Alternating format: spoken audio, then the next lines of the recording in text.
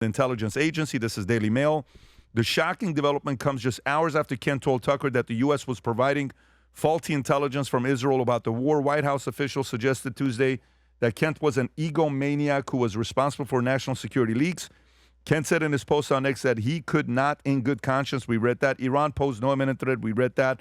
It marks the first major and voluntary departure of senior Trump administration officials since he retook office last year. So, Vinny, I'll come to you first. Yeah, well, I mean, listen, again, I saw Joe Kent's face maybe 3 months ago one time, never knew who he was, didn't do, because, he was never in the news. Crazy. So then when you do some research, I mean, obviously, Tom, what was it, 11 tours?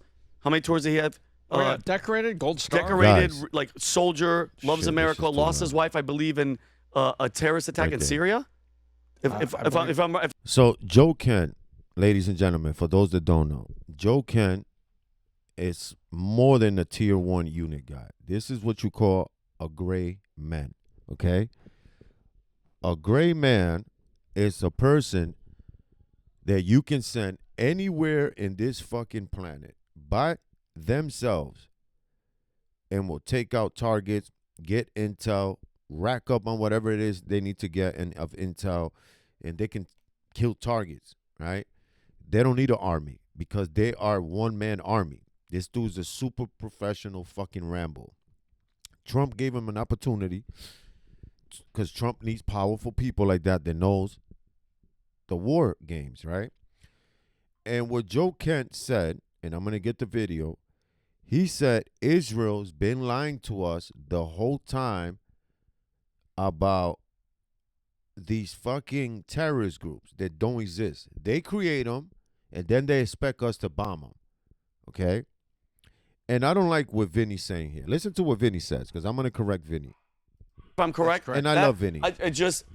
All of a sudden, 11 completed combat tours, primarily in Iraq, earned 6 Bronze Stars for his service. So I don't know, Pat, they're out of nowhere. This does come out of nowhere that this happens because first of all, put this to the side. Thank him for his service. Awesome as a veteran. God rest his wife's soul. But when it comes to the stuff that we're hearing about leaked, if anything from him was leaked, because this is what it's kind of sounding like, was leaked, and somehow, because what's the first interview that he did? First interview, first podcast, went to Tucker. Yep. We're finding out from the CIA, and mind you, I talked about this earlier in the week. Here we go. The CIA is not just going to wake up and go, yo, we're going to monitor Tucker, because you guys know. Yes, they do, Vinny. What the fuck are you talking about, Vinny? Yes, they fucking do. Fuck you mean? They don't need permission? Like, in what bubble fuck house are you fucking living in, bro? I am sorry for swearing, guys. I just get so fucking mad with these fucking bubblehead idiots that just don't want to say, Vinny, we love you. You're one of the realest one at the fucking podcast. We don't like Adam because he's a piece of shit Jewish dude that defends fucking rapists and fucking devil worshiper. That's why I don't respect fucking Adam. He's a fucking weirdo. All right? He's a fake-ass Playboy wannabe. I saw him in the club one time in Miami. I could have just slapped the shit out of him because he was acting like a cornball, acting like he can get. He was telling people that I know, yo, I slept with her. Nah, she's whack. That's how Adam is when he drinks in Florida. All right? So, and Adam, you know what I'm talking about. Don't make me mention and show videos of people, right? These fucking idiots don't know how to say the truth because they scared that they might get fired, banned, fucking not famous no more. Like, bro, what are you talking about? The CIA can do whatever the fuck they want. They've been doing it for the longest. They were the ones with Mossad. They killed fucking Kennedy. What the fuck are you talking about, bro? This dude's a fucking But they're not idiot. supposed to do any operations or any surveillance on American do. soil. That type of No, situation. never. No. But they do. Yeah, Look, no, even why Tom would they knows. do that?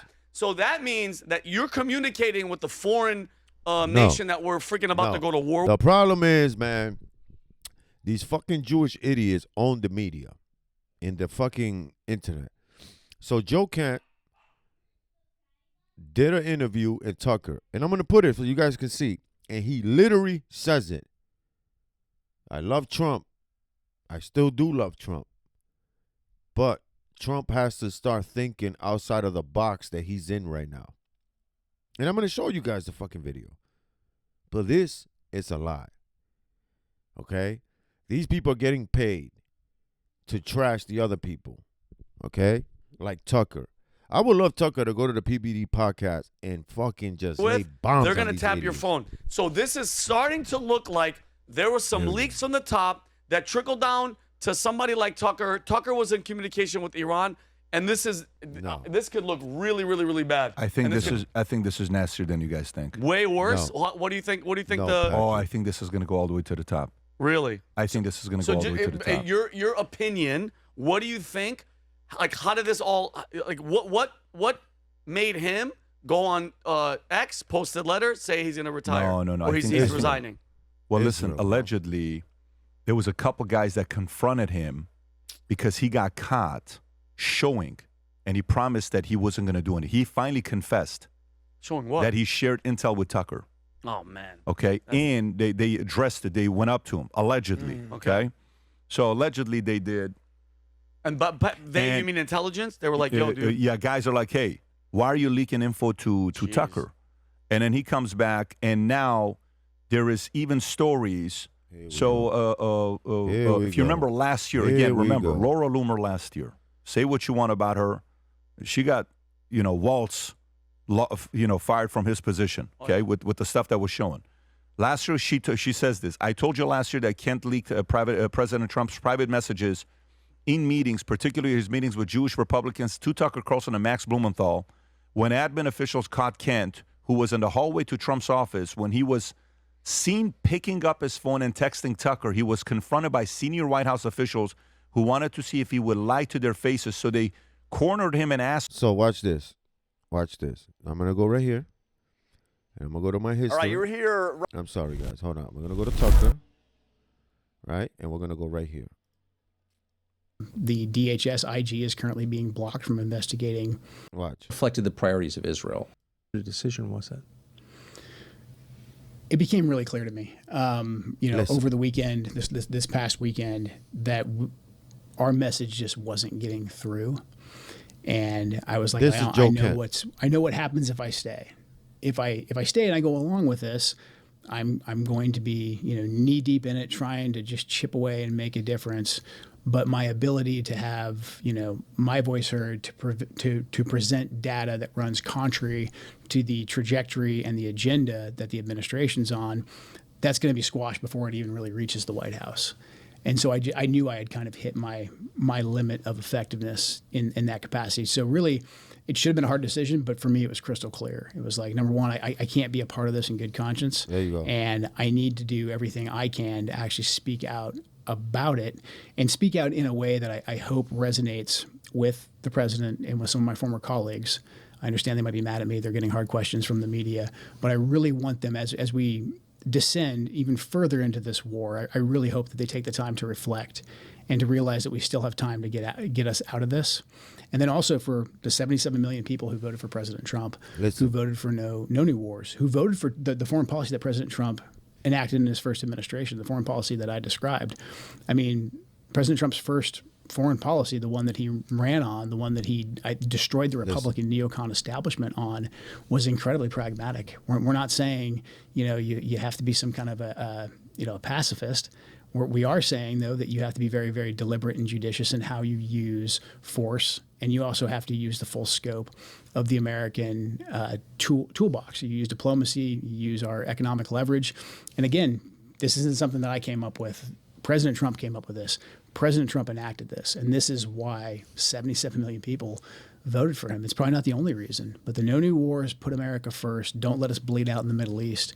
That's what people voted for, and that's what I think you campaigned for, and I think that's something he could get us back to if he just takes a look and assesses how we got to where we are right now. So I want to get to that in a minute. Your solution, and I just want to be transparent about my motives. Not in this to attack anybody. Right. I'm concerned to the point of agitation about where this is going and its effects on the United States.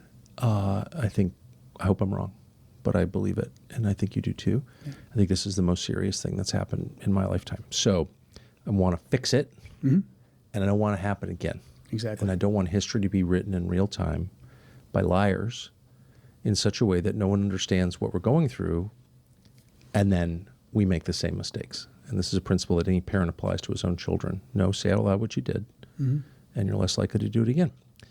So, but before I say any of that, I just want to pause just on your personal experience. And I know you hate talking about it, so I'm not going to make you uncomfortable by pushing too much, but you feel, I feel as an observer, such sadness for the men who've been used, including you.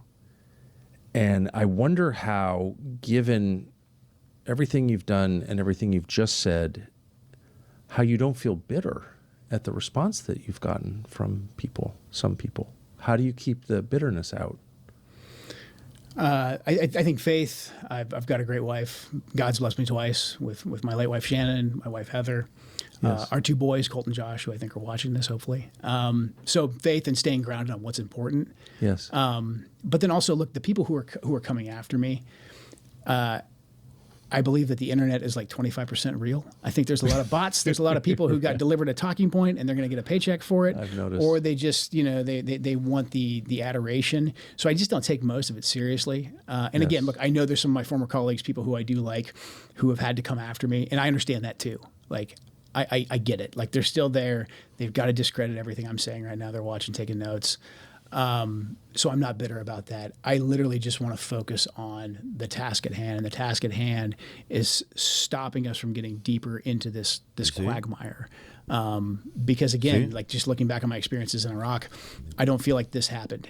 There wasn't the ability to. There wasn't this platform. There wasn't, the free independent media that existed in any real way that could reach people. That's right. And so to me, we have this opportunity. So I'll be bitter and angry later when I read Twitter and somebody who I used to like says that Joe Kent's a traitor and we're going to fire him tomorrow anyways. We don't have time for that. Like as you pointed out, major things are happening right now in this war, and the president is facing some very, very challenging decisions. So I personally just hope that he and his closest advisors listen. And then, okay, this interview is #1 right now, trending worldwide. And not only because of the war and what the left, not the left, Israel, because those are the ones in charge of the White House now. It's not Trump. Trump is just a puppet. They got caught doing weird shit with kids. He owes a lot of billions of dollars to people in investment. Trump is what you call a fucked up white man caught in his own shit. Trump lied to us, manipulated us, scammed us, okay? They had Charlie Kirk killed, okay? Yes, it's as crazy as it sounds, it's the truth, okay? It's not allegedly, it's the truth. And he says it here. He says it. The weirdest things to me is this. The FBI, listen to what he says. I'm going to put it on. He said the FBI and certain group in government told me I could not investigate the Charlie Kirk assassination because it was this fruitcake with a 30-06, and that's it, case closed. He says in this interview, listen, there was more intel pointing to Israel. I believe that Trump is threatened. Trump don't know what to do. Trump, it's like they have one of these on Trump's head. Like, go ahead, say something, Trump, and we'll let the trigger go. And I'm not saying that to kill him. I'm talking about they're going to drop the bomb on Trump. They have videos and audio of Trump doing bad things to little kids. It's the fucking truth, guys. Trump's wife hasn't slept in Trump's, together in years. This is why Melania Trump was flirting around with some of these CIA security people. They're young, buff, handsome. Trump is a grumpy fucking rooster looking like weirdo. He probably got a small penis, disgusting dude, right? And then I heard that from other people that used to work for Trump and not in presidency, but in other shit, I guess business. And they used to say it like, no, bro, they don't sleep together. He sleeps somewhere, she sleeps somewhere. But for the cameras, if you notice, Trump's like, yo, you got to hold my hand. And she's like, nah, bro, I don't want to hold your hand. You're a disgusting pig. And that's what it is, man. For you beautiful people that don't know. When you're a rich scumbag or a billionaire, don't you see that you never see a billionaire happily married with kids, enjoying their fortune, helping the community, showing the youth, listen, man, I came from this and look where I'm at today. All you have to do is work hard, build your credit score, learn these type of businesses, accolades so you can become where I'm at. They don't do that. Okay? And with this Epstein thing, this is only just the tip of the ice. What is it? The tip of the ice thing, whatever. Bro, if they was to open those bags, right?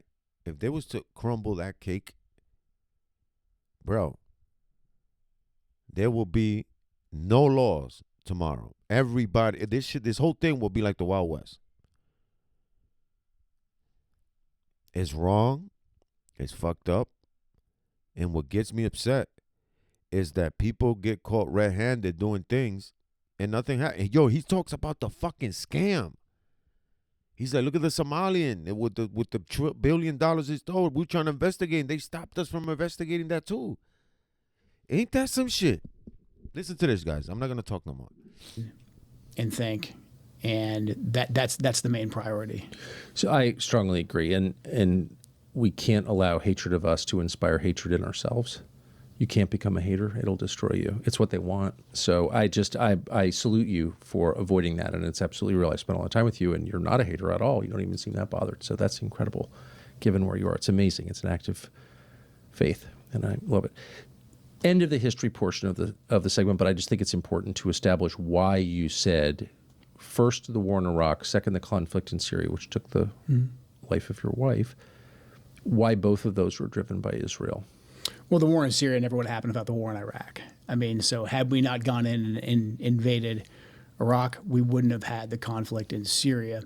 But Syria was always a major problem under Assad for the Israelis, both under his father and under the Bashar al-Assad, Hafez Bashir, because of their support, the relationship with the Iranians, their support for Hezbollah. Right. Makes sense. Yep. And so they wanted to get rid of Assad as well. They saw Iraq as a vehicle for not just taking down Saddam Hussein, who posed a threat to them as well, but also as a way, a lily pad, if you will, to get rid of Syria.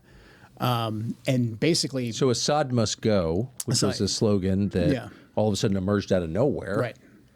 That was not like an organic American desire. It wasn't like Americans woke up and were like, the problem really is this ophthalmologist from Syria, he must go. It was that reflected the priorities of Israel, not Israel, and then I States. think you had the echo chamber as well, because you had all the usual suspects. You had FTD, and you had all these different other organizations that were out there saying that like now's the time to Barry Weiss, break off true the shackles. expert on Syria. So all this that he's saying here, these are all public information, guys. Okay, all public information. And now, because the media is owned by Israel, now they're saying that, oh, he has to go to jail. He leaked information. This is what the PBD podcast was talking about. Okay? And look how this dude looks. Let me move my camera. I'm not trying to sound gay and shit like that. But look at this dude.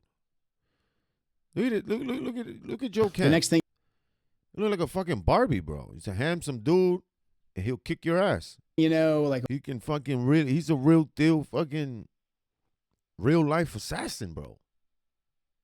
Like, this dude is no fucking joke. I won't even say good morning to a dude like that. I'll be his best friend. I got you. You know what I mean? This dude is a real dude person, bro. And you see what they do to you? Because they can't say, oh, look, he was in the Epstein thing too. Like, no, they don't have shit on him. So what do? They're trying to destroy his character. And if that don't work, they start going after his businesses, his money in the bank. And if that shit don't work, Listen, chat. Well, there'll be a Syrian Thomas Jefferson that'll take over, and instead we got the former leader of Al Qaeda. But a big reason that Syria became next after Iraq, in Iraq we screwed the whole thing up so badly that we toppled Saddam, destabilized, fought a bitter insurgency. The Sunnis eventually aligned with Al Qaeda, but then we beat them down so heavily because the Shias are the majority of the country. The Shias took over. Shias largely, the Shias that we installed in Iraq, the Dawa Party, Badr, Skiri, etc., heavily aligned with Iran. And so at the end of the Iraq War under Obama, there was this whole oh crap, we just handed basically the keys to Baghdad to the Iranians, who, again, hostile to us. Qasem Soleimani is running all over the place, funding proxies. It's a great deal. It helps Iran circumvent sanctions, their relationship with Iraq. And we just spent trillions, lost nearly 5,000 Americans there.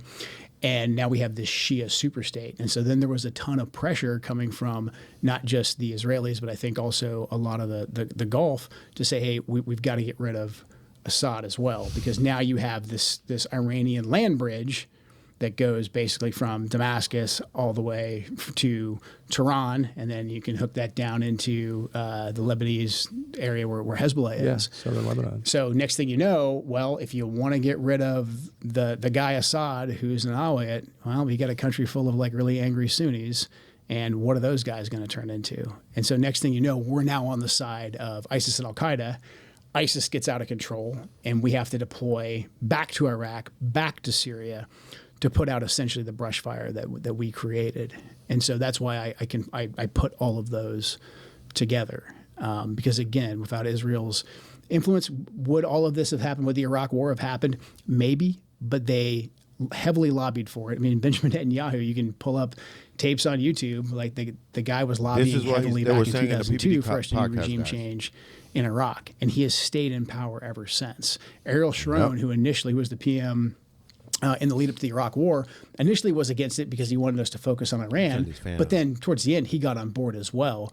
But the Likud party that's in power and has been driving Israeli politics now for most of my adult life, they were heavily in favor of the regime change war in Iraq, which again led to Shia domination, led to the rise of ISIS, led to the rise of Al-Qaeda, and then heavily fueled the Syrian civil war.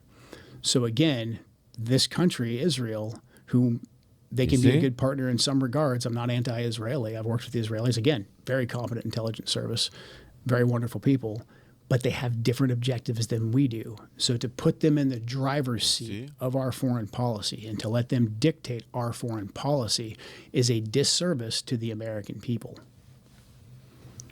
Well, I think... You see, this is what the PBD podcast was talking shit about. This is where I get upset with Patrick Bet-David.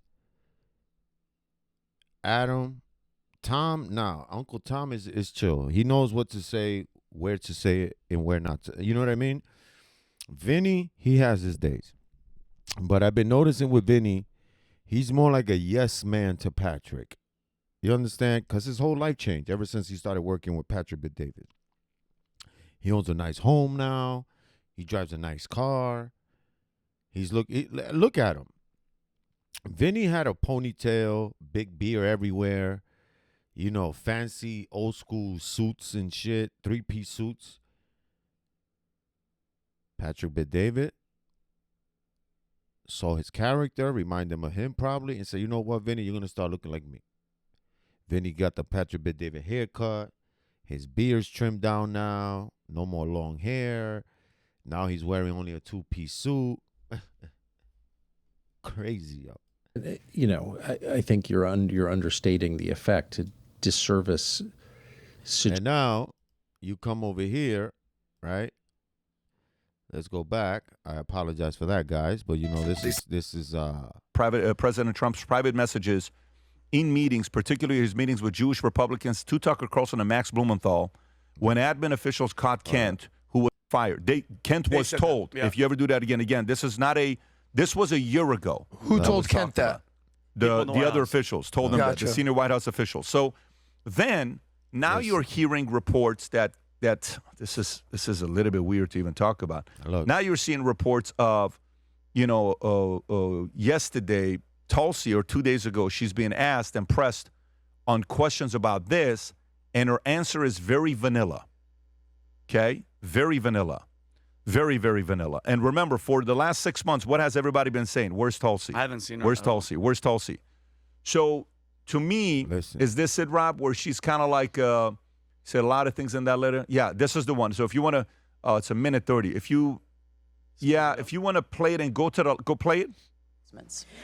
Thank you. I also wanted to ask this because this Stefanik. week there was a high-profile resignation of Director of National Counterterrorism Center. Now, I want to be clear from the outset. I've communicated directly with President Trump my support for Operation Epic Fury, and I was very not only disappointed, but how inappropriate this letter was. And I want to read a statement that and get your personal assessment, whether you agree or disagree with that. And that's this. Early in this administration, high-ranking Israeli officials and influential members of the American media deployed a misinformation campaign that wholly undermined your America First platform and pro-war sentiments to encourage a war with Iran. This echo chamber was used to deceive you into believing that Iran posed no imminent threat to the United States and that you This should is strike so big right now, There was Vinny. a clear path to a swift victory. tell you why This it's was a gonna go all the lie, way to the top. and it is the same Go a tactic little the bit fast Israelis forward used to until draw us she's into a asking the disastrous question. It's about to Iraq. come up. Okay, right there. He said a lot of things in that letter. Ultimately, we have provided the president Listen. with the intelligence assessments, Yep. and the president is elected by the American people and makes his own decisions based on the information that's available to him. But do you agree with, does that statement he made, blaming Israel, concern you? You see? Yes. Okay, so watch this. See? Go back. You see why every time Israel's name gets effing mentioned, these cowards in American government, oh yes, yeah. Oh, like, first of all, do you work for the American people? People gotta listen. This is not being racist. This is not hating Jews. This is not being a fucking Nazi. This is just us asking a normal question.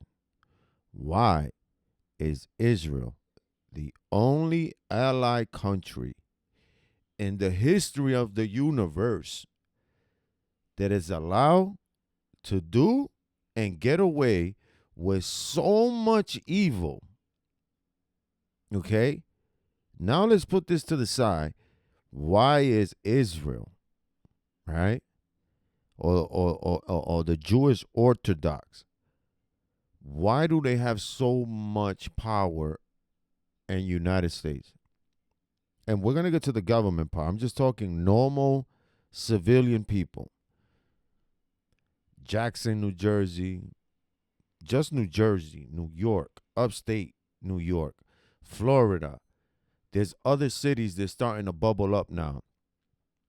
These people have their own fucking police, their own fire department, their own ambulance, their own hospitals.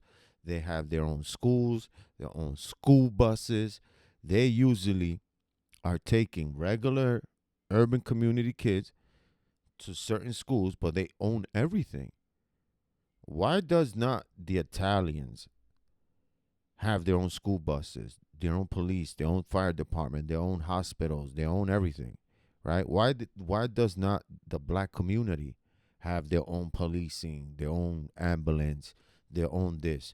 Why does not all the Dominicans and Puerto Ricans, Dominicans, Cubans, so it goes Cubans, so Irish, Italian, the black community, Native Americans, who else? Like the top first people hit, the Mexicans.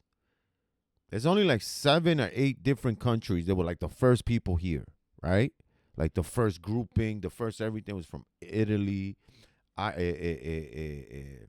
Irish people. Why they don't have their own ambulance, their own policing, their own fire department, their own hospitals? And I'm not talking about, but they got a whole block. No. I'm not talking about restaurants. I'm not talking about Chinatown or Little Italy or Little Habibi block. I'm not talking about that because those are just businesses. I'm talking about them having their own stuff. In the hoods of America, when you go to like the school district thing, like the big offices for public schools, right?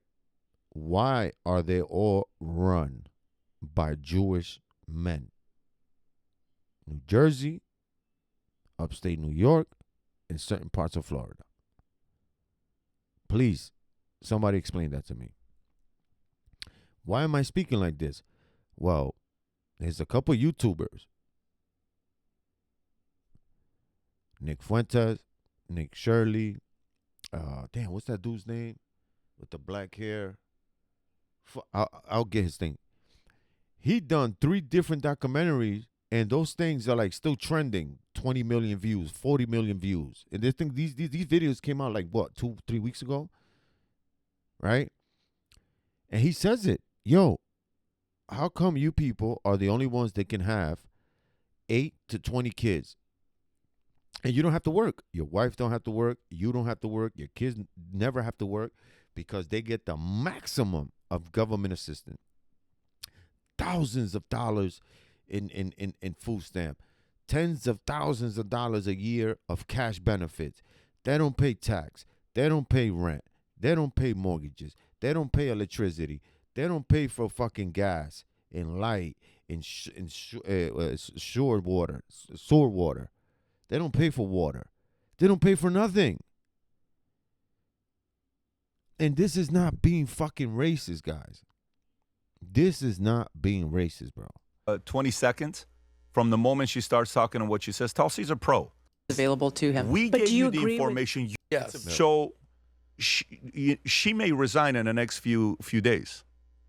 I wouldn't be surprised if she's next and she resigns. I don't think she will be fired. I think she will resign.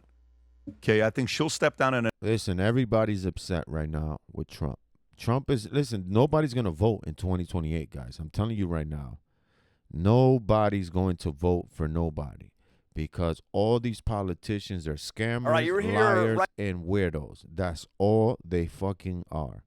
Okay? Suggests like Yeah. an inconvenience. It's dangerous. Yeah. Now we're looking at bankruptcy and death and Yeah. collapse See? of the dollar and like lots. And I'm not blaming Israel. By the way, I'm not blaming Israel for any of it. I'm blaming Listen. supine American leadership that takes this. Right. I don't understand it at all. And that kind of leads to the most uncomfortable question of all, and I don't know if you can answer it. I don't think I can answer it. But since all of these dynamics are very well known to everyone in Washington, everyone who pretends this is not real, the Tom Cottons of the world, Lindsey Grahams or whatever, the liars, everybody knows. Everybody knows, pro-Israel people know, anti-Israel people know that what you're saying is true. Yep. I don't think there's any debate about any of it. So since it was clear that we were being pushed by the Netanyahu government into this war, that they were choosing the timing, they chose the timing, right? I mean, Yeah. I'll take Marco Rubio's word for it. I'll take Marco see? Rubio's word for it. Was it ever discussed the option that you mentioned at the beginning? Like, how about Crazy. no? Not that I know of. Okay, so then you have to ask, I'm just following the logic train here. What kind of pressure does it require to get a president who campaigned against exactly this thing for 10 years to do exactly this thing? What does it take Epstein. to do that? Epstein. I wish I knew definitively. I think there's two potentials, there's two schools of thought. I mean, one is the media echo chamber, the donors, the way the Israelis come in and Yep, kind of see. launder the information, like I described previously. And then the other option is much darker. I mean, we still don't know what happened in Butler. We don't know what happened with Charlie Kirk. And by no means am I saying like, the Israelis did this or any of that, but I'm saying there's a lot of unanswered questions there. And there is enough data to at least say that there's a good chance that President Trump feels like he is under threat. See? We're not allowed to ask, basically, was there any linkage between what took place with Asif Merchant, who was recruited by the Iranians to come to America to recruit proxies to kill President Trump. The FBI put a confidential human source at him. All this is public now. This is all out there in the open. And he's arrested, and then 2 days later, a sniper takes a shot at President Trump. See? We think Merchant and we know the CHS was talking about the human source that the FBI put at Merchant. They were talking about, hey, we could kill the president potentially with a sniper rifle. But then they arrest him. 2 days later, Butler happens. And Crooks, according to the official narrative anyways, is an enigma. We don't know anything about him. We can't get into his devices. If we did get into his devices, maybe there's nothing there. No more questions are allowed to be asked about Thomas Crooks. The DHS IG is currently being blocked from investigating Butler as well. That's out in the media. That's all well known. Your investigative journalists found that Crooks did indeed have an online persona, Quite an online extensive footprint, one. and he was talking Yes. to people. So Yeah. it's like, why aren't we investigating Because it's connected this? to Israel. You know, guys. I mean, if An attempted murder of a presidential attempted candidate? murder of a presidential candidate, and then there's another assassination attempt. There's been multiple public breaches of President Trump's security Yeah. over the last year. And then, Charlie Kirk is killed publicly in a very horrific way, and we're not really even allowed to look into that at all. And Charlie Kirk was one of President Trump's closest advisors, and he also advocated heavily against a war with Iran. He was in the Oval Office in the lead up to the 12-day war. I wasn't particularly close with Charlie. He was very gracious to me when I was running for Congress, very, very supportive. So we knew each other. And the last time I saw Charlie Kirk on this earth was in June in the West Wing in the stairway, and I said hi to him, and he looked me in the eye, and he said very loudly, and it's a small. You've been in the West Wing. It's small. It's a tight space, and he said, "Joe, stop us from getting into a war with Iran," very loudly. He was single-minded. And he walked off, and he went, I believe, into the Oval. So when one of President Trump's closest advisors, who is vocally advocating for us to not go to war with Iran and for us to rethink at least our relationship with the Israelis. And then he's suddenly publicly assassinated, and we're not allowed to ask any questions about that. There you go. It's a data point. It's a data point that we need to look into. What do you mean? There you go. And I'm going to leave you guys with that one. Let me put my boy Joe Kemp back. And that's the problem, chat. Now you guys see why I speak the way I do. Listen, I have Jewish friends. You Jewish friends from New York that I know you guys, and here in Connecticut, I'm not talking about you weirdos. I'm talking about the ones over there in your country, government people, and the other weirdos in black, creating chaos, bankrupting us here.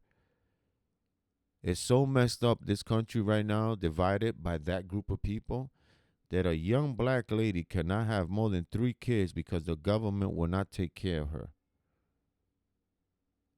But a Jewish fuck can come tomorrow from Israel with 90 fucking little kids. He'll get a free home. And I'm not talking about a regular home. I'm talking about a real home. A brand new fucking car, whatever car they want. Okay? And they don't pay for nothing. And guess what? The mother, the dad, and all the kids will be getting cash benefits a month and food stamp. Yes, ladies and gentlemen, your kids can be receiving fucking money too. The problem is that we only got used to the mom or dad. That's it. But all their kids get money. All the top insurance, healthcare shit. But meanwhile, little Jimmy down the street got a pair of flip-flop and 1 pair of sneakers on. You see where it just don't make sense, guys. It don't not make sense at all, bro. I love you guys. Subscribe to the channel. Look, I'm looking directly at the camera now. I love you guys, man. Pay attention to everything that's going on in the world. And I told you guys, this dude is a legit gray man. And look how the news is. He's a traitor. He's a spy. Or because he's opening and telling the world the secrets of Israel here in America. I love you guys. Subscribe to the channel. If you guys want more videos like this, all you have to do is hit the like and write something. I fucking read comments. Good, bad, ugly, don't matter. I read them. And if you want to see the whole interview, go to my brother Tucker Carlson Show on YouTube, Spotify, Apple Music. You find them. Go subscribe to Joe Kent's platforms, Facebook, Instagram, all that. And go tell him personally, yo, Versace, hey, Juanel, send me here. I love you guys.